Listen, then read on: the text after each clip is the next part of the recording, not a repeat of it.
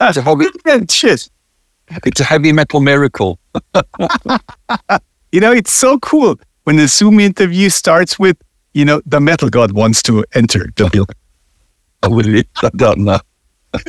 I don't know about that. Okay. I see. Is that a cool thing to do? I don't know. Hey, the fans called me the metal god decades ago, and I love my fans. So whatever my fans want, I give them. Yeah. Well, that's because you are simply the metal god. You can acknowledge that for yourself. Well, it's beautiful. It's an absolute beautiful blessing that fans have given Priest, and we embrace it. Thank you so much. You know, before we talk about your new splendid record, I might say, the Invincible Shield, we were so in awe when we heard your version of Total Eclipse of the Heart that you did with Doro. I was like, how did you guys get to pick exactly this song? She's my metal goddess, Doro. I love her so much. Quickly, we were at the Hellfest, and Doro, a couple of years ago, Doro came to my dressing room, and we gave the hugs, and how are you doing, and metal forever, and all this great stuff. And she said, hey, I'm doing this album, you know, I'm celebrating 40 years in metal now, this new album, The Conquest and everything, and I'm going to do a song from British Steel, which Living After Midnight. Will you do some singing with me? Whatever Doro wants, yes, let's do it. So I eventually got round to doing it. I was on tour with Priest in America, and she sent me the files, and I was in San Antonio. So she sent me the files, which I gave to Andy Sneap. I went to his room, I sat on his bed, held the mic, and did Living After Midnight in one take and sent it back to Doro. That's the beautiful relationship that I have, not only with Doro, but all my friends in metal. We love each other so much. We care about each other. We support each other. So there was that, but that same time, as she was leaving, I go, Doro, she goes, what? I go, you know this song? I've always wanted to do this song with you, and it's this great song called Total Eclipse of the Heart. Oh, wow. Yeah, I love this song. Oh, yeah, it's a great, it's the best of it. So 2 days later, she sends me the demo. She's on the demo.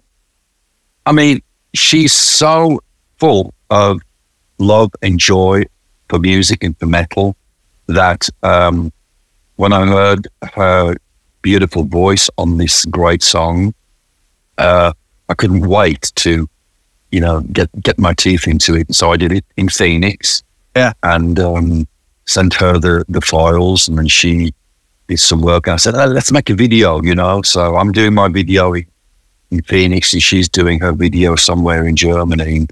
The great people that the Doris team has put it together, and we not only have a great, hopefully a great performance, but also a really cool video.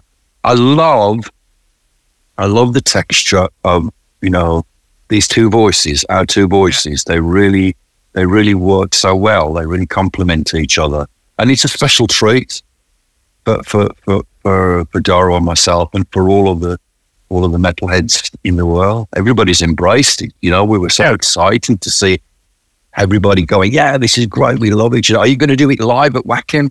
Who knows? What did Bonnie Tyler say? Do you know, I haven't heard anything from Bonnie. I love that woman's voice. Her voice is just remarkable. Yeah. She's still touring, and that song is obviously in her repertoire. It's just a very, very special song. The words are very special, but the whole construction and arrangement make it a legendary song. So you have to think about that when you do the work, because you want to be respectful. Yeah. Yeah. And so I think Doro and myself, we did a really cool metal respectable version representing that great song by Bonnie Tyler. Yes, you did. But you know, moving on to some other legendary songs, we talk about your new record, The Invincible Shield. I mean, after all those records and after all those years, how do you guys find the fever the fire and the excitement to go into the studio and go like, we're going to do a metal record that's going to put all the other metal records to shame. Well, this is, you can't write a book about it. It's like, it's impossible. It's just having everybody feeling the same way, feeling about, again, the excitement and the unexplored adventure that new albums take you on, new songs take you on. It's such a thrill, Nothing like that is diminished for any of us in this band. Look, this is our 19th studio album. Yeah. Everybody wants Breaking the Law. Everybody wants Painkiller. Everybody wants Electric Eye. And you'll get that time and time again. Bits of the Changes, Scream of Avengers. You'll get that because we love those songs and we love our fans and our fans want to hear it. But in terms of relevance, Judas Priest has always been a relevant metal band. We don't live in our past accomplishments. They're important. They're very valuable, but we're always forging ahead. We're always seeing what new metal we are able to make. And you never really know how it's going to turn out. That's what I love about the organic side of making music. It comes from the best place, from the heart, from the spirit, from the soul, metal. Yeah, it's in all of us, in Priest. And the chemistry is vital, the chemistry that exists between Glenn and Richie and myself as writers initially, to write the rudimentary ideas, the sketches, the early scratchings of metal songs. I love to see how it goes from that to the final epic thing behind me, It's just amazing, man. It's such a blessing. It's an absolute blessing every single day in this band. But to be at this point, to have what we feel is a very, very strong representation of Priest in 2024 with Invincible Shield is just, it's remarkable. It really is. For us being on the outside, being fans and looking at the band for the last couple of years, obviously this lineup it feels sort of new to us. It's been years, obviously, but still, it's kind of new. Do the new guys, do they have their say in whatever Judas Priest is, or they're like, no, you have to wait? That's a good question. It's a very good question. But what we've always understood in this band is that everybody is as important as the next guy. Scott's as important as Ian. Ian is as important as Glenn. Do you know what I'm trying to say? Yeah. There is. I think you have to have some kind of direction. Yeah. A band needs someone to take the direction. Otherwise, your band turns into the Titanic. Oh my God, never saw that iceberg coming. But you've got to have some plan. You've got to have some kind of a team. There's the team spirit, but you also have to have some kind of team leader, Yeah. So you have to establish that within the band, and the rest of it is all love and respect and caring.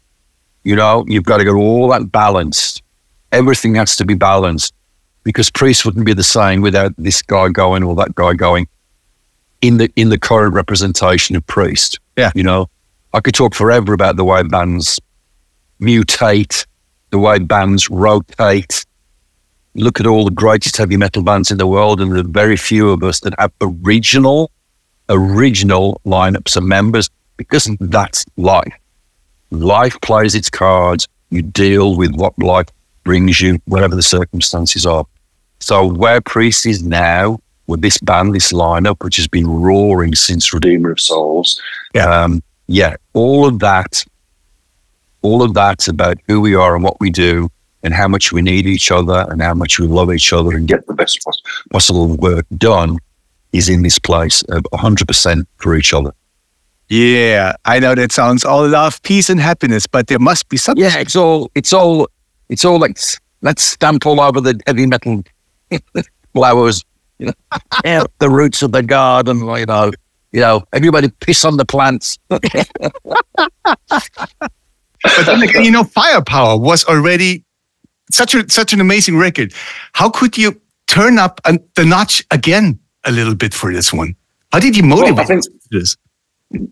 Yeah. That's a great word, motivation. I love motivation. I'm always personally, I'm always searching for motivation, whatever it might be in life, because I think that brings out the best of us as people. If you can be motivated about anything, that's just, that's living. But yeah, we had this great record, Firepower, which had this wonderful critical acclaim from all over the world. It can be very dangerous in the, we can't do better than this. That, it can be overwhelming. That's the word. It can be overwhelming. Don't be overwhelmed. Just, you never know what's going to happen until you try. So the past is good to have as a reflection, to utilize for good things to happen in the present. But man, I tell you, this Invincible Shield has just gone to a really special place for this band. And it's just glorious. It really is. Was it a hard record to write? All in all? So they're all hard. They're all hard in how do you define? Yeah. Sometimes some songs take forever to write. I remember Steve, Fly Like an Eagle, took him 25 years to write that song. That's the way a song can be.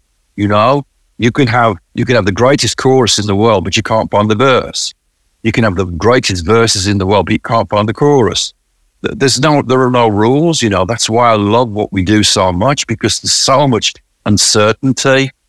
It really is the purest reflection of your abilities as musicians when you're challenging yourself to, move further and do better and make something greater. There's no real, as I said, there's no books or rules or anything to follow.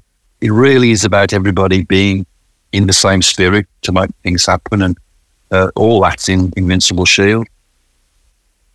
You are in the same spirit, but I think you guys haven't been in the same studios while recording it, right? Yeah, that's just the way it is. I mean, I think a lot of bands are in that. You're in that world. Again, it depends who you are. Yeah. As long as the end results are what you're searching for, it doesn't really matter, But I did all my singing in Phoenix. I had Richie was with me, Andy Sneap, Andy Do It Again Sneap was there producing. Glenn had done his work here in the UK. Ian had done his work in the UK. The basic platform with Scott and Richie, because the platform of any song is the feel, and the feel is defined by the way the drums are going, and they're connecting usually to rhythm guitar. So that's the real essence of the core of the way this record started. You build on that, you build on that. That's a vital anchor of the ingredient. Mm-hmm. I don't think. Again, it depends who you are. If you all want to be in the room together at the same time, and that works for you, then that works for you.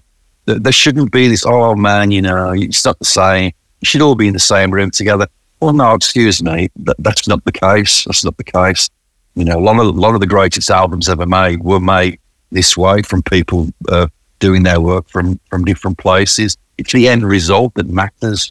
That's true. The end result. Yeah, the end result of Invincible Shield is some of the best metal Priest ever made. That is true as well. What is Invincible Shield? Ooh. Well, I love this word. I've always loved this word, shield. What does a shield do? A shield can defend you, but a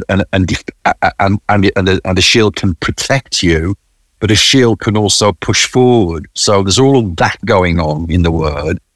And then you put this word invincible in front of it, and then you create something that's just, remarkable. And it really has the true attributes of the heavy metal spirit.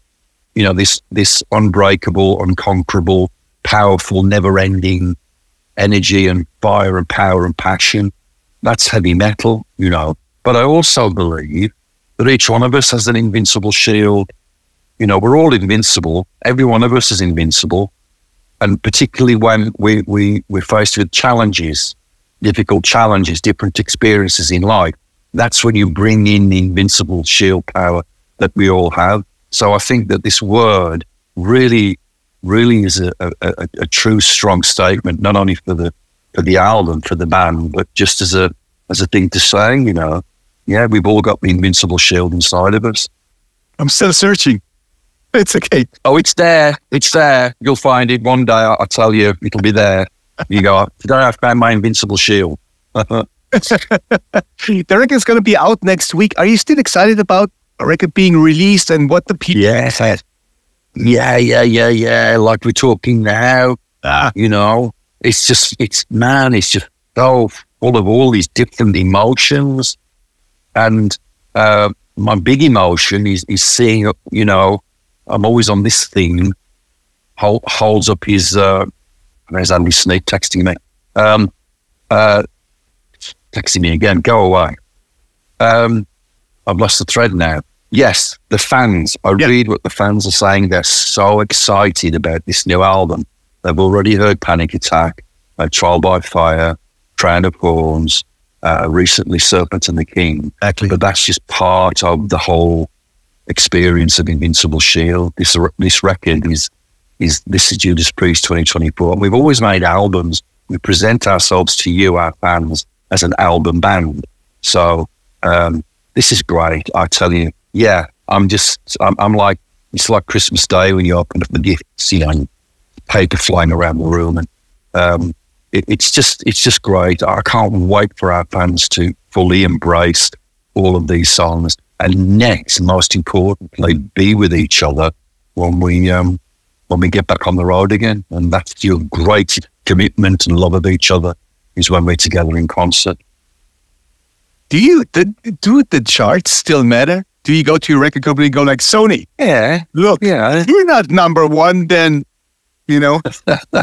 Well, you see, it's a different world, isn't it now? I'm an old metalhead. I come from the days. Well, what I'm trying to say is, now you've got your vinyl, you've got your clouds in the sky, you've got your Spotify, you've got your iTunes, you've got your cassette, you've got your CDs. Yeah. You've got all these different algorithms flying around as you're going through the chart experience. Does it really matter? No. Is it great to be number one? Absolutely. You know. Yeah. And I would say that any musician who doesn't feel that way is like, what's going on? You know, I think it's a great feeling. It's a boost. It's motivational. It's just, man, you know, people still dig the band. They still, you know, the fans still love the band. So many of you love this band so much. You put us at number one. You know, that is just a beautiful testimony to each other. So, yeah, the charts are, when a new record drops, as they say, the charts are they're valuable. They're part of the excitement and the energy of the new metal. Yeah. Yeah. Now you're going to have the problem and figure out which songs you're going to present live. Oh, the up and coming tour. But yeah. What can we expect generally? Dungeons, Dragons, fireworks, I presume? Yeah, with a lot. You know, we worked really hard from day one to leave our metal maniacs with a really strong visual memory of a Priest show, you know. We don't, I was going to say we don't tour as often as we used to. That would be a stupid thing to say, because we're still touring. We've been around the world so many times. We've traveled millions and millions and millions of miles and played thousands and thousands of shows. So we're still doing that. But for each show is unique. Each show is a place where some fans come to see you for the first time in maybe 2, 3, 5 years, whatever. And you really have to work your hardest, because you have a responsibility. You have a responsibility to give your fans the best experience of your performance that you can do. That particular night, every night is special, but every night has to have that same texture. You really got to give 1,000%.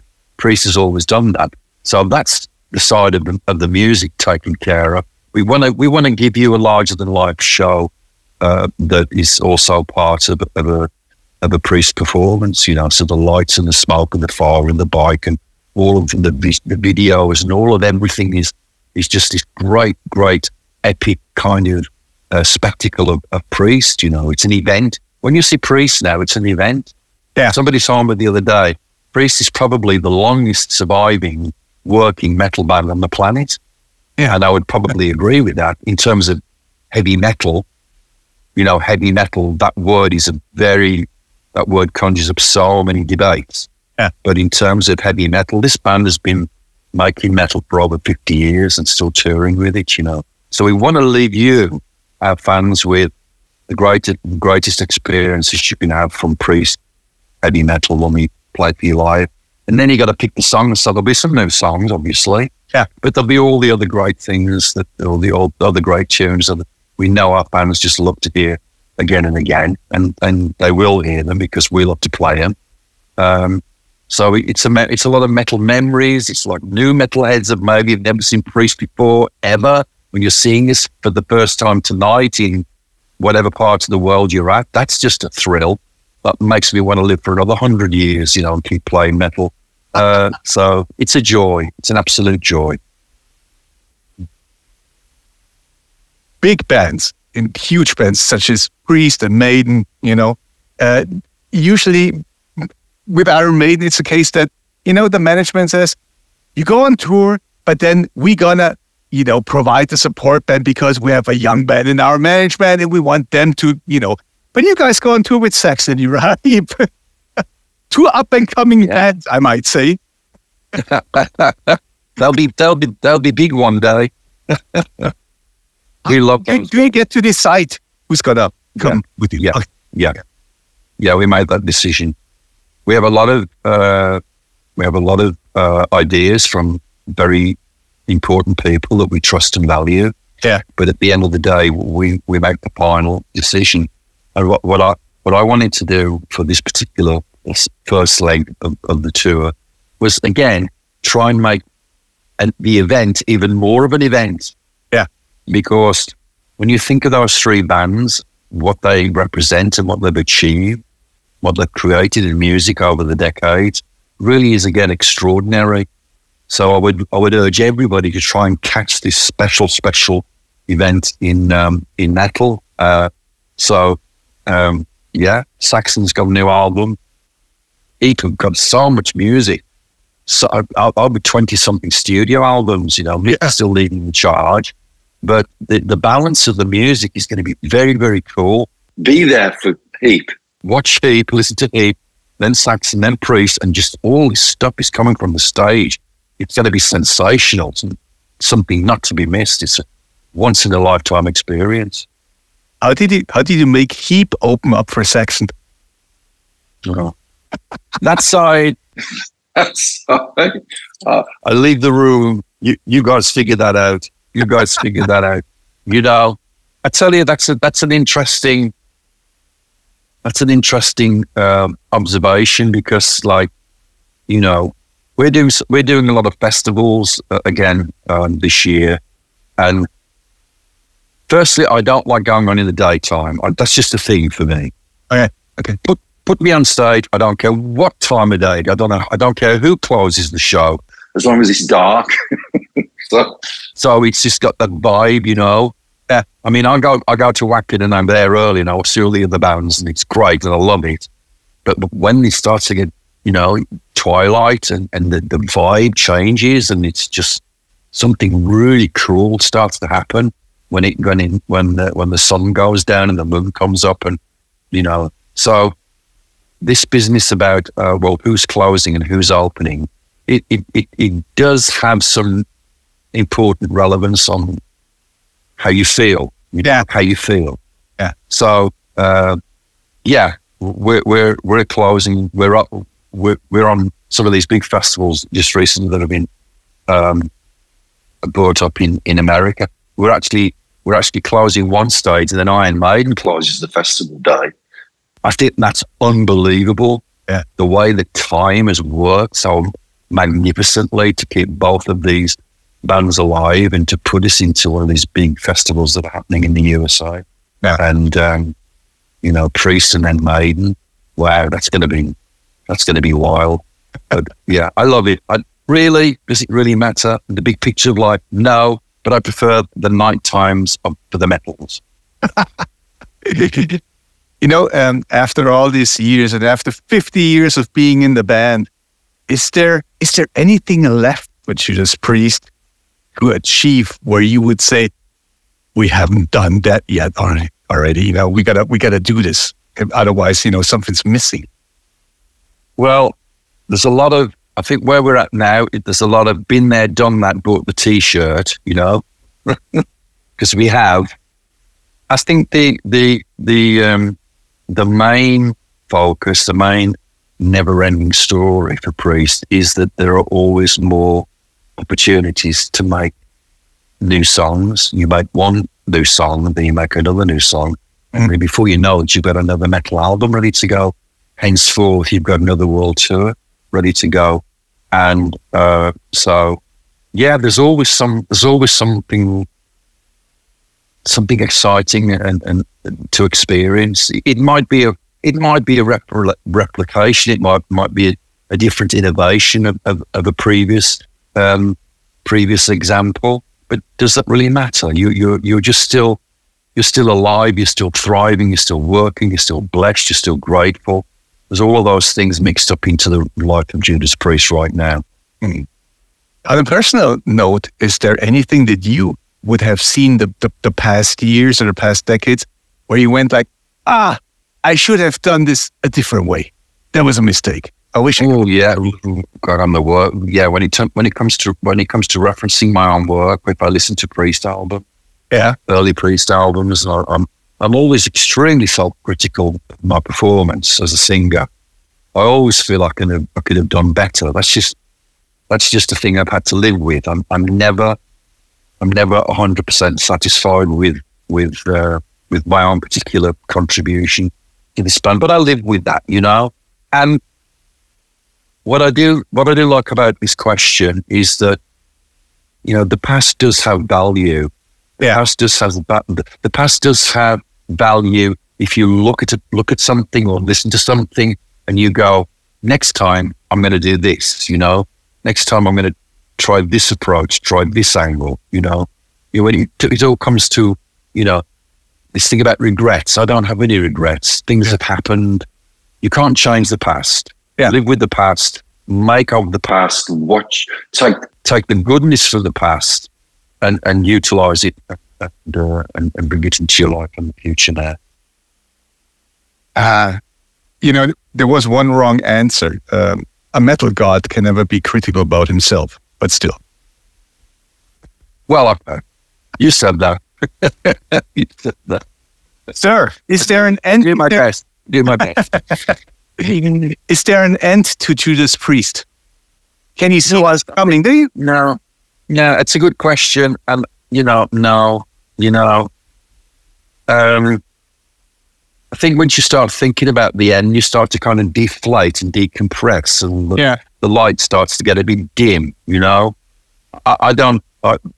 I think all of us in this band, again, we're just so grateful to be where we are with this 19th studio album, Invincible Shield, and so yeah, I think if you say one more tour and then we're going to call it quits, or one more album and we're going to call it quits.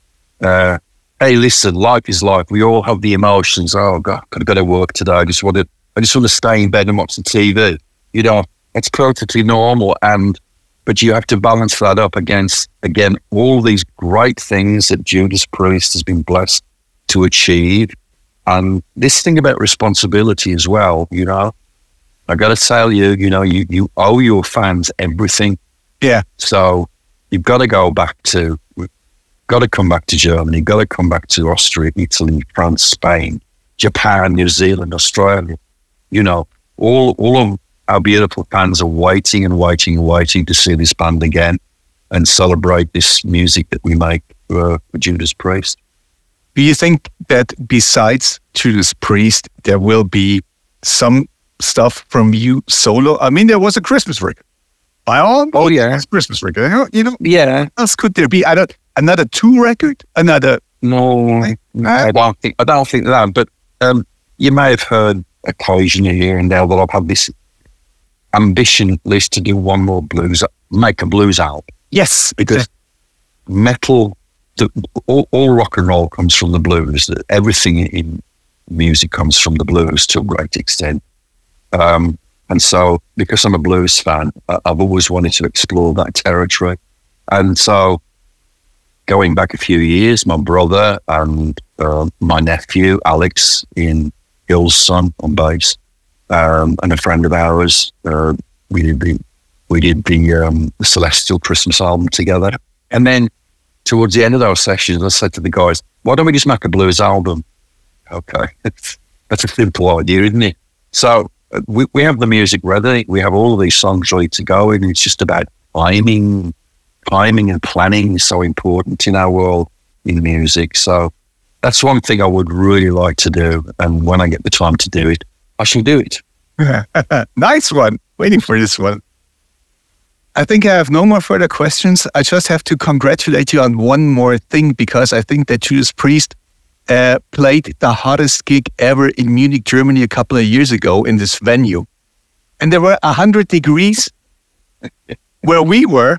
There were 150 degrees. There must have been 150 degrees where you guys were standing. You were out in full montour with your leather jacket. I was looking at you. I was like, how the hell can he ever survive 1 second out there? You know, how did you? You know, sir. I don't know. I you know that expression, you paint yourself into a corner, you know, you paint the room in the room, and you know, what am I going to do now? You've got to dive into the paint. Listen, nothing stops the metal. I remember that day vividly, and it's become part of metal, you know, legends.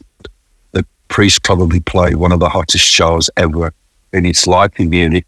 And we got through it, you know, we did it. I mean, our fans were like, everybody was like squished together, thousands and thousands and thousands of metal maniacs. You know, the beer was flying and the water was flying, and, you know, the horns were in the air, and it was just insane. But that show has become part of metal memorabilia, and I'm glad that we did it. Nothing stops metal, for sure. I'm glad we both survived, actually. Yeah, you and me too. Yeah. Well, thank you very much for talking to us. It was a pleasure. It's really cool, and it's nice to see the metal god being so calm within himself. I don't know. When just talking to you, I could never imagine you screaming your guts out for heavy metal. I tell you that. I tell you. This is Rob speaking. The metal god only comes out at night on stage. Thank you, Thomas. No, thank you, my friend. And I see you in Munich. Or not the hottest, please. Thank you.